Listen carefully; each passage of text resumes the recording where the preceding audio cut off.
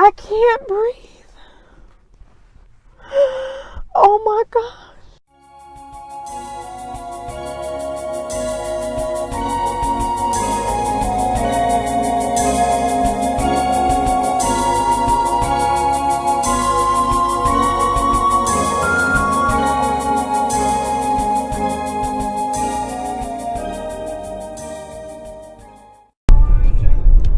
Good morning, my little newsies.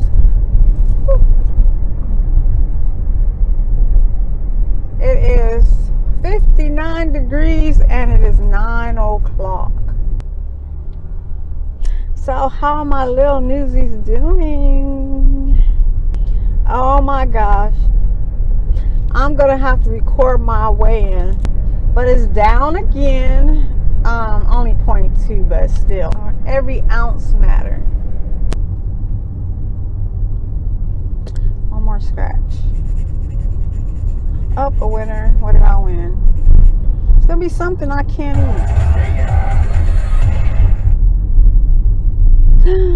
I want a bottle of water. Awesome. I want a bottle of smart water. Let me make sure I want it. Let me see. But I'll have to buy smart water 1 liter and get 1 free. That looks like this. I don't know how much you guys can see of that. Anyway, this is what it's looking like.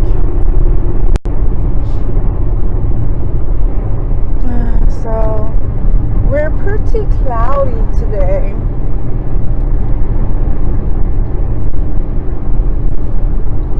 I don't know if it's supposed to rain, but let me check. Let me see. I never think to check my weather on my phone. Mainly because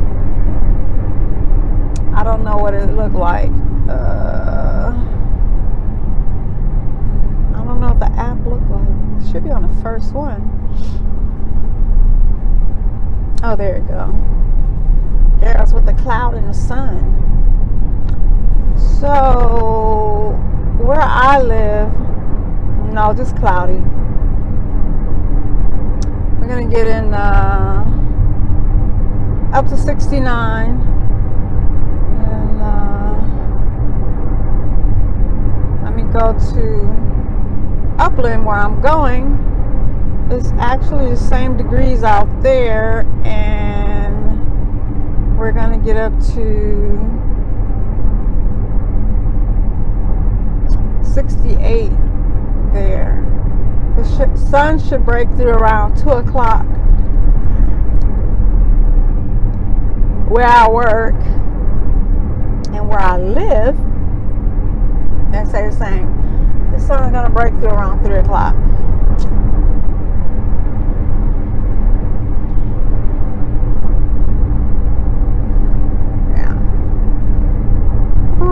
That's enough news. That's enough for weather. Let me go ahead and get on to work. I have to be there at 10 o'clock. It's 9:06. I'm going to be there so early. But it's like, I needed to leave out on time. I actually backed out at 9 o'clock out the driveway. These people last night, oh my gosh, everybody's shopping. We couldn't go to the malls. Too many. We probably would have to park too far away. So we end up going to Aldi's. And what did I buy from Aldi's? I bought some blackberries, raspberries, and guess what? I bought the little pack. Well, I guess they are coming in little packs. And that was my dinner. And then I bought a bag of spinach.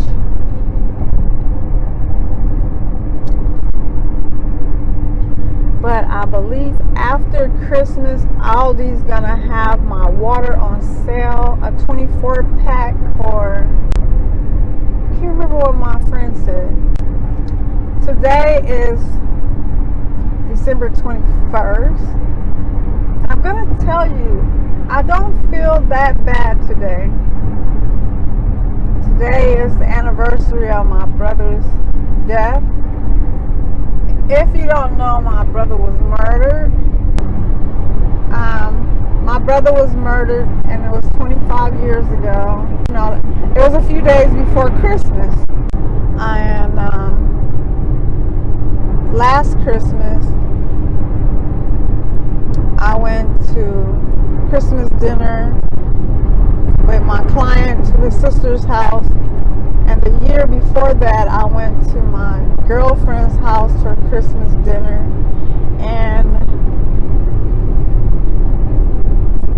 But the years before that, I really can't remember what the heck I was doing, because like I said, Christmas was never the same without my brother.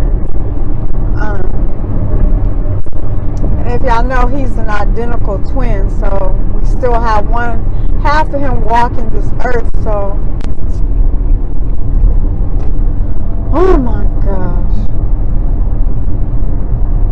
I'm trying to talk about my brother and these cars and trucks and whatever keep flying around me. If y'all in a hurry, go ahead and go around me, but don't pull in front of me like that.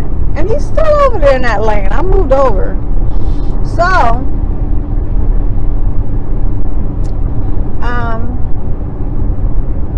yeah, my brother was, okay, this was 25 years ago, so he was at the payphone, and I'm going to go back a little bit. I'm going to go back weeks later, weeks before, and I kept having these dreams. I'm just going to shorten the dreams, but I was very sick, and I'm a person that usually just don't get sick. I don't know what kind of sickness this was I was having. I don't know if the dreams were making me sick or my illness was making me see all this in my dreams. Most likely it was me being sick and me being able to see all this stuff, because if y'all don't know, I have a lot of visions that I try to avoid, and I've even came to some of my newsies, well, not even if they're newsies, because I came to people that were not my newsies, but people that I support and watch, and I will have visions to, and I have to tell that person what's going on, because I see these things, but I cannot interpret. So I was having these dreams, and I don't know if I was at a funeral, but I remember seeing a coffin, and it was a woman in a coffin, and I knew this woman so well while I was in my dream. But when I woke up, I did not know who she was, and then I had a more vivid dream of me being shot in the stomach. So, like a week later, as you know, I'm always with an extra job. So I was working in the salon with my mom, but I wanted her to know I had another job that I worked. It was just once a week. I was maintenance for a construction company, and I wanted to tell my mom I was working at another job, because at that time, back then, 25 years ago, I didn't have a cell phone. I believe cell phones were out, but I did not have a cell phone. I didn't even have a pager or anything like that. So the only way you can contact me was at home. So my thing is, every time that I made it home, I always call my mom and tell her I made it home. So I wanted her to know that I have this extra job, and just in case she was at home and she called me and I was on my job and she didn't know where I was and got worried. So at least she know the day I go to work, and it was gonna be that day. Actually, it was the 21st. It was the same night my brother was murdered. But before my mom and I had left the shop, I like I said, I told her about my extra job. And then this lady that has now passed on, she used to make my mom's Christmas centerpiece for her table every year, just to make it, because that's the kind of work she did. But she would always make my mom something every year. So my mom, I told my mom about the job. I told my mom about the dreams I was having. And you know what? I told her about the dreams I was having. I missed a little piece, but it's okay. It's just that on that Monday, because my brother got shot that Tuesday, on that Monday, I was so sick, and me and my mom and my son, we were out shopping. And my mother, she has her own hair product, and at that time, my mom had her own hair product, and she wanted to show my brother her new bottles, because my brother was like CEO of her company. My mom says, no, I think I need to take you home because you're sick. I was just absolutely sick, and I didn't know, but I officially told her about the dreams on Tuesday when we were leaving. Well, we were talking before we left, because we always clean the salon and everything before we leave out.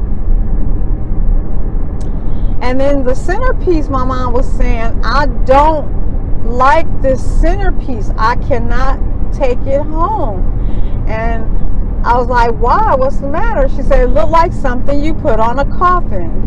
Okay, I get these visions from my mom, and my mom didn't know what was going on. I didn't know what was going on, but I told her about the dreams and everything, of me being shot, me seeing a woman in a casket, not knowing how to interpret these dreams.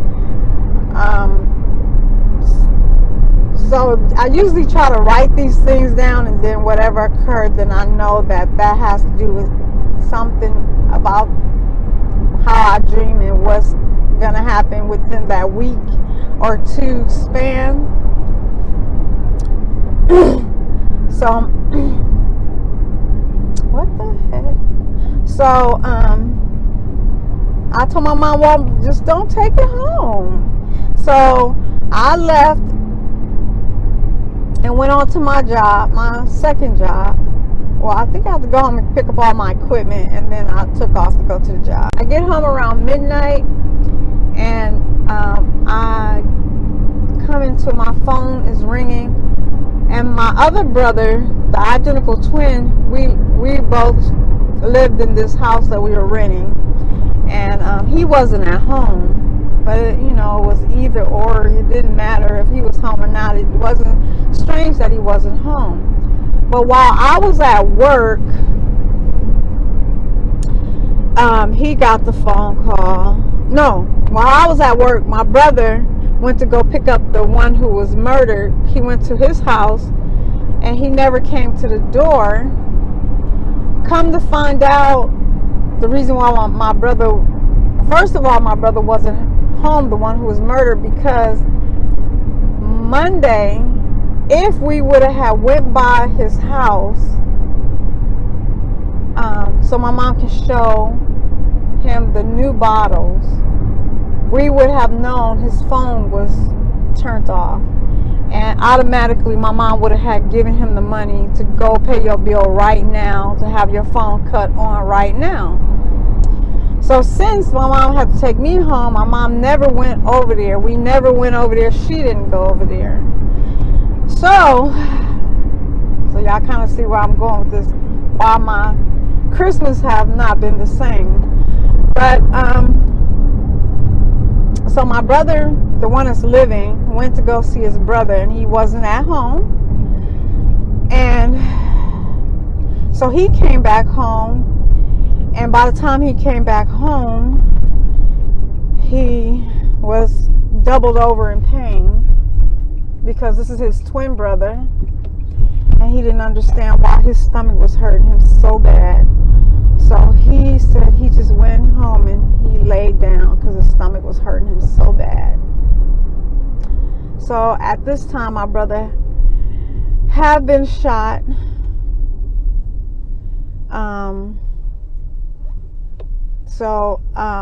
His brother had already left before any shooting or ambulance came, because by the time he got home, that's when he was doubled over in pain. He didn't know that his brother's phone was cut off, and he was across the street making a phone call to his girlfriend. So she was the last he spoke to. She was at work, and I think it was Make Company at the time. I think it's now Macy's, I think. But anyway, it was Make Company. And she put him on hold because she was at work. And she came back and she said there was nothing. So she went on about her work day. And then she went to his house after work. She went by his house. She had his key. So they did not live together, but she had his key. She went in. He had cooked dinner, so she went in and she ate his dinner he cooked, and she knew that he was with his brother, because that's why he was calling. His brother was picking him up and he was going Christmas shopping. He already went Christmas shopping for his girlfriend, so she did have her gift. But him and his twin brother were going out shopping. That's why the brother went over there, and he wasn't at home. So then when he went back home, and I guess he was waiting for him to call, I don't know. I really don't know. But he wasn't there, so he didn't know where to find him at. So my brother, the one who was murdered, was at the payphone, and he had his friend that was with him. And these two Latinos, young Latinos, on a beach cruise bike. One was on the handlebars, one was, paddling the bike. They came by the payphone. They asked, I believe it's the one that was on the handlebars, asked where you're from. Okay, let me give you some backstories. When my brother is on the phone, he blocks out any sounds that's around him. That's how he was naturally like that. You have to actually scream at him while he's on the phone, because he's so into his phone call. Like I said, he was talking to his girlfriend, not knowing this will be the last time he would talk to anyone. But so the guys, they had the friend says, we're with Jesus Christ, blah blah blah, because my brother, they wasn't in a gang. I think his friend was like 19 and my brother was 25. He was like almost 25 and a half. So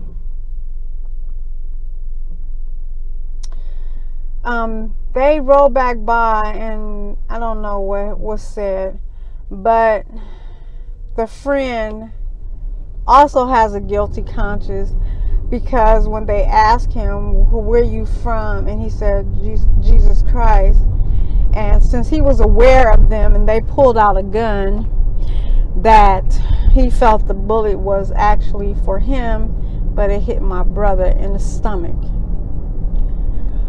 Okay, so this is the reason why my brother was having the double over pain. So the ambulance come. Well, actually, before the ambulance come, there was like a liquor store just right there.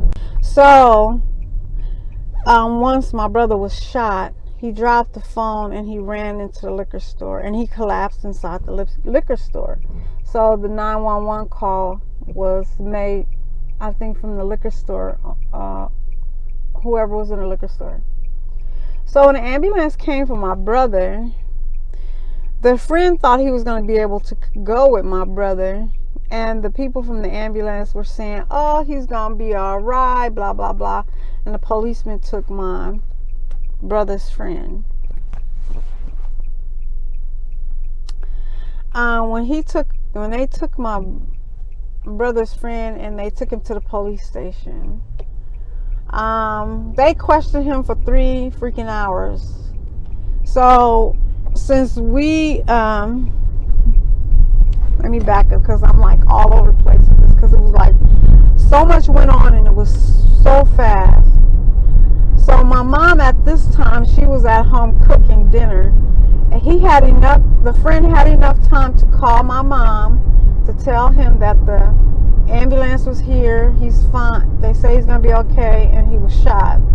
So my mom stopped what she was doing, called my dad. So I don't know how they met up together. I don't know if they went in separate cars. I have no idea. But they went to the hospital.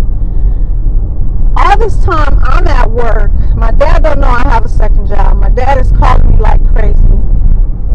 So like I said, I think this happened around the 9 o'clock. Between 8:30 and 9 o'clock, I'm going to say. I get home at midnight. They may have questioned him for more than 3 hours. I can't remember. It might have been 5 hours. But when I walked in, my phone was ringing, and I always remember the words my dad said. Your brother was shot. I'm not going to say his name. Your brother was shot, and he's dead. And you guys don't know what I was going through. I was so freaking angry because, first of all, I thought it was, my brother had a roommate. My brother was just the nicest ever. Just, out to help, give you his last, very unselfish person, opposite his identical twin brother. But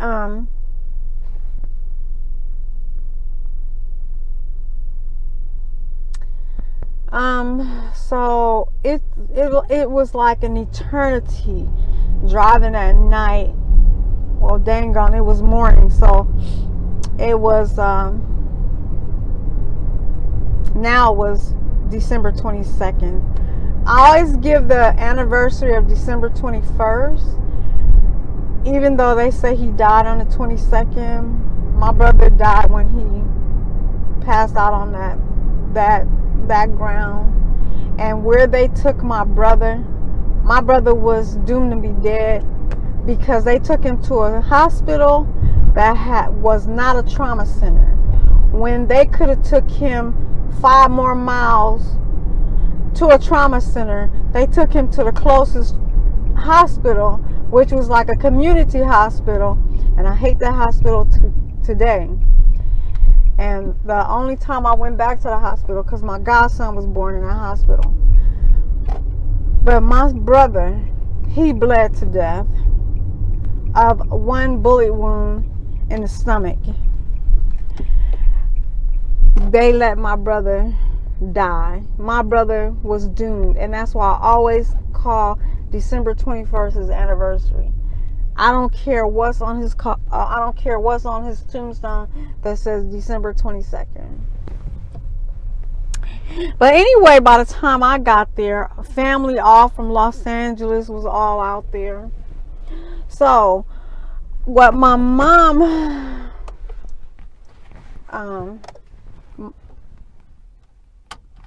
once I made it to the hospital, they absolutely drugged up my mom. My mom couldn't see. My mom was asking for me because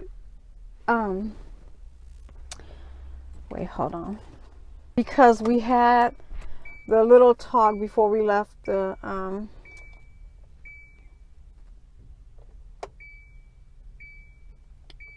because we had that little talk that before we left the hospital. Before we left the beauty salon. So like I said, all the family was there, and till today I never asked his identical brother, or my brother, the one that's still living. I never asked him what happened at the hospital when you got there. And I think he showed all true colors. He was like, they were like, They were identical, but they were like night and day. And I know he probably went off on everybody. I know he did, because I'm talking about the staff, the doctors. They didn't even have a doctor there, okay? They had to call in a doctor, okay? I'm like, what kind of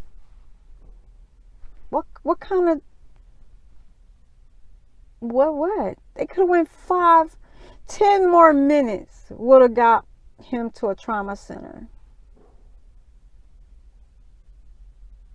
But anyway, so once we left the hospital, after we got my mom together, like I said, I know I drove, but I don't even know if my parents drove together, because I just don't know.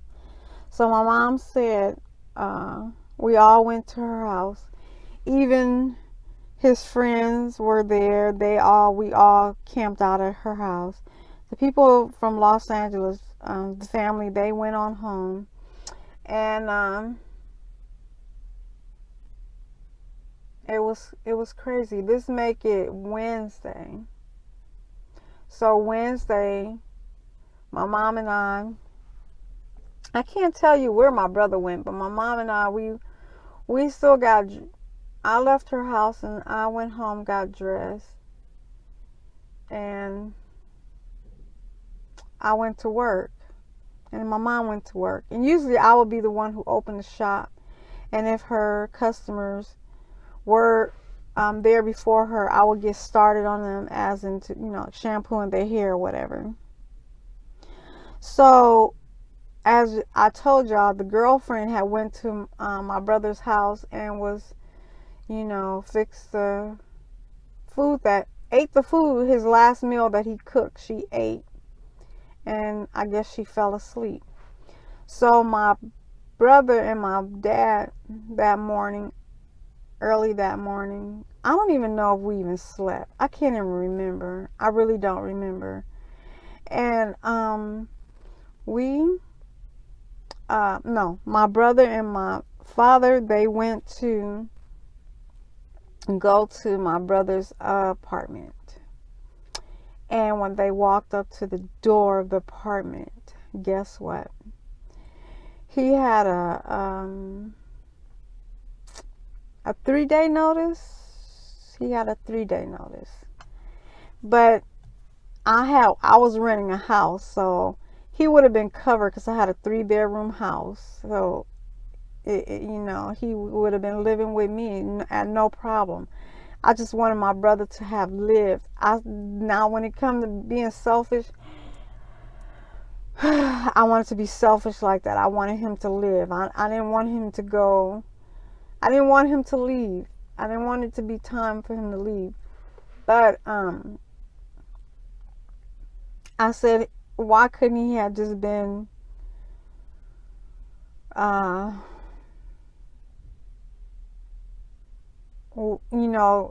to a wheelchair or something? Why he had to die? But anyway,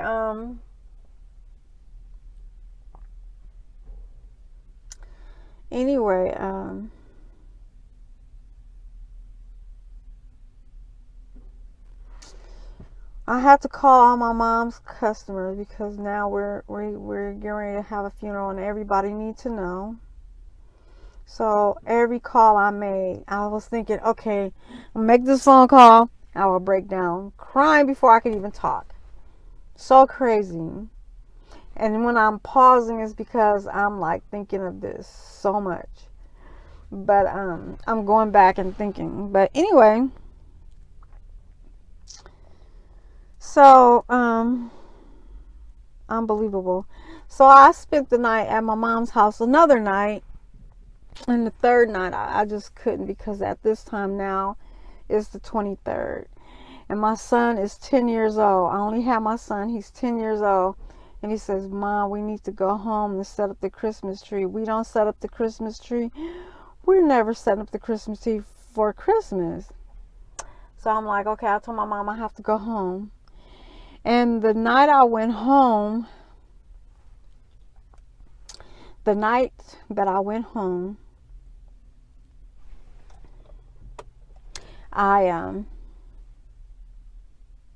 I set up the Christmas tree.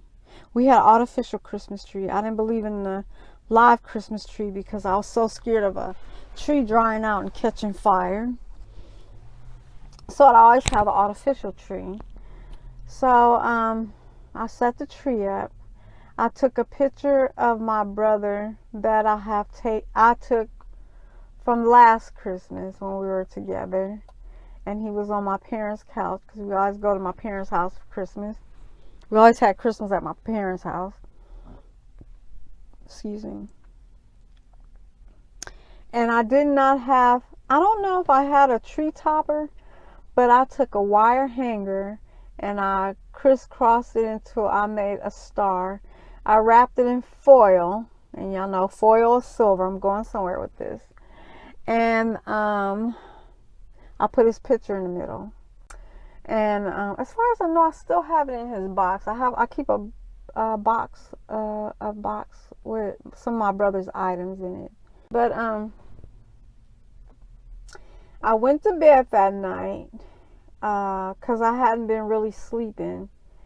And I usually sleep with the TV on. And at this time, I moved into my son's room. He had twin beds, so I moved into my son's room, and I gave my brother weeks ago or months ago, I gave him my bedroom, and I just, slept in my son's room. And the third bedroom we made into a studio. Well, for my brother's music. So, gosh. So when I went to sleep that night, I went to sleep in absolutely dark. I didn't want TV on or nothing. And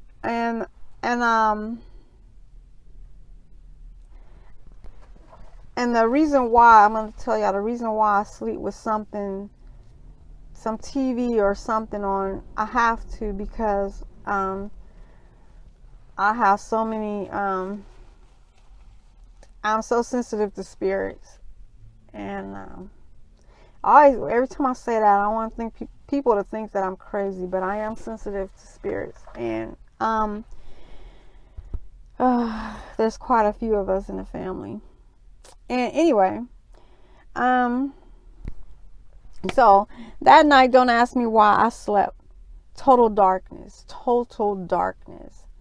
And let me tell y'all something. And I don't know why I knew what time it was, but I knew what time it was. And it was somewhere around 3 o'clock in the morning. And my whole room lit up.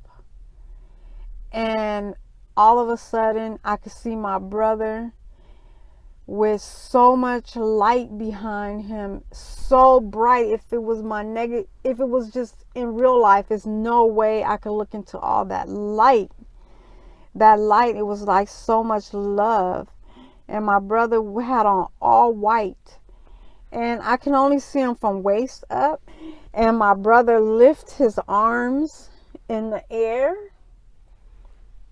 And he sang one note. And oh my gosh, I can't believe this.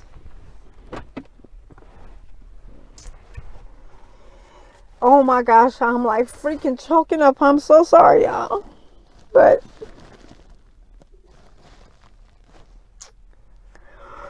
I can't breathe. Oh my gosh. Give me a second.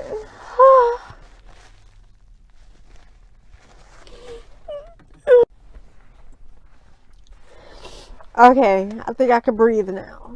Oh my gosh, my throat was closing up. But my brother, he raised his hand. I'm still feeling some restriction here. It's almost like my throat is crushing. But he lifted his arms up, his hands. He sang one note. One note. And to me, it was like a whole song. Oh my gosh.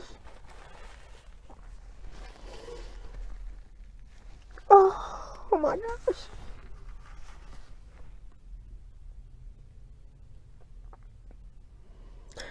So, it was so crazy. After that, I had a new attitude. It's like, I know my brother is in a good place. And he prepared himself for this. His whole life changed. I mean, he was already a good person, but his whole life changed.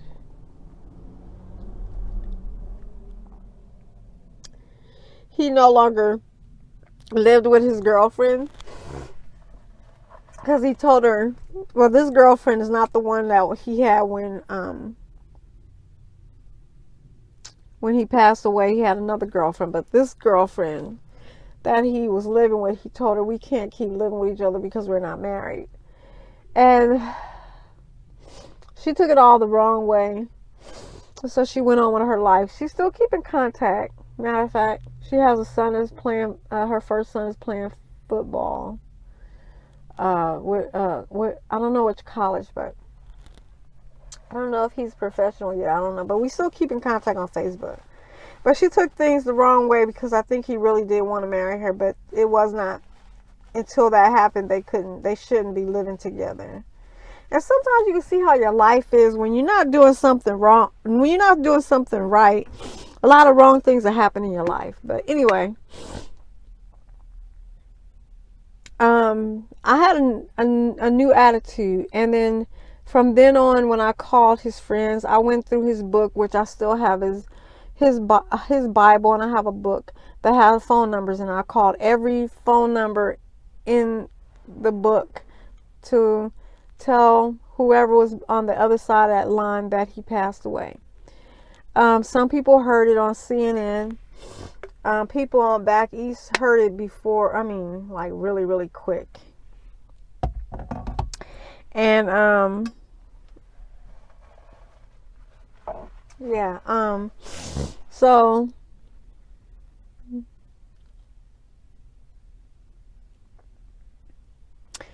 it was easy for me to tell people.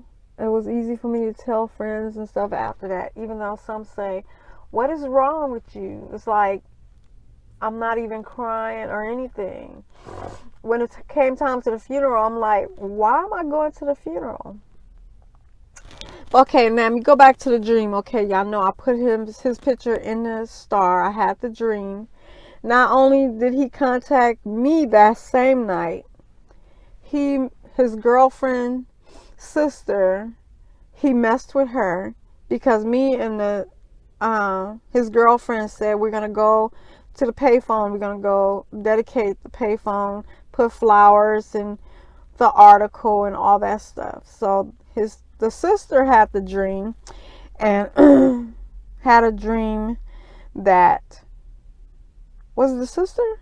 Yeah, it was the sister. She had the dream, and she had dreamed that she seen the payphone, but the payphone, it was like he was saying, don't go to the payphone. Don't go. And then all of a sudden, it's almost like he took the Christmas tree, and the whole Christmas tree was silver. And I thought about the silver star. I put him in the silver star. I put him on the foil in the star. And he took the Christmas tree, and it was all silver, and he covered the payphone. So that was a no-go. We did not go to the payphone. But I actually, years later, I did go by, and at that time, it was about 3 to 5 years later, I did actually go down the street where he was living, and I seen the actual liquor store, which was only steps in from the liquor store. So if he was on the payphone, his back was towards the parking lot, so he did not see or hear anything that was going on behind him when he was shot. And so the day of his funeral, his girlfriend had decorated the Christmas tree in silver and purple. And before she came to the funeral, the Christmas tree shook and a silver ball fell out. So she brought the silver ball to the funeral. It was like so crazy because she thought the cat had knocked it out, but the cat was nowhere near the tree. So he definitely made his rounds. Now with my mom, I don't think she's ready yet. But I know the reason why my brother came to me, because I was now on my 3rd day and I had not eaten. I mean, like, I always could lose some weight, but I didn't eat. But then after that, I did eat, and I was okay. And like I said, I was renting a house, so all the young people came to my house from out of town, and basically I stayed off in the room, and I believe it was before Menace to Society came out, because we knew some people that was in Menace to Society, so I had the raw tape of the Menace to Society. So I think I was just kept looking at Menace to Society, and I stayed in the room because they were playing cards and drinking, and at that time I used to drink, and I was so scared to touch the alcohol because I was going to become an alcoholic. I knew that was going to happen. So I refused to touch alcohol ever since that. And it was a while before I even had some Moscato, and that's where I had already been smoking, so I had been smoking already a while. Probably about 7 years I had already been smoking, and my smoking picked up, so I was doing a pack a day easy. But anyway, that is the story and of my brother. And I mean, there's so many branches to this story, but this is the main part of the story. And so if I could say I love you, you can definitely love yourself. Bye. Love y'all.